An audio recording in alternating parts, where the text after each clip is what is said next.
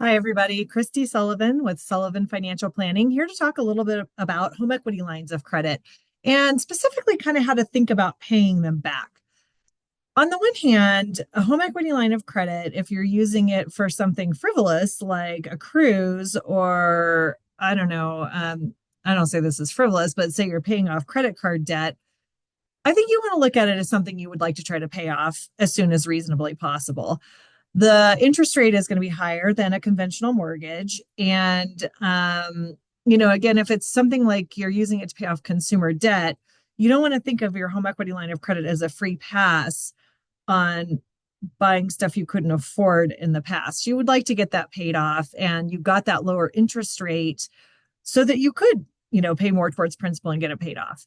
Now, on the other hand, if you're using a home equity line of credit to make significant improvements to your house, specifically to add square footage, say finish a basement or put on an addition or a second floor or add a garage, you might consider looking at the home equity line of credit as just another part of your house payment going forward.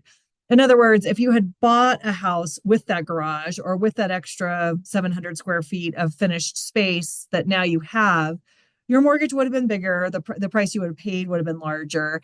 So it's okay, I think, to look at it as, something where you're paying maybe more minimal principal on as you are an amortized home loan and pay it off over time. Or even think about, well, I'm just going to service this debt and keep up on it. But, when I sell the house, I'll get the money back to pay off the home equity line of credit as well as my mortgage. But I'll get more for the house because I made this investment, which was made possible by the home equity line of credit, if that makes sense.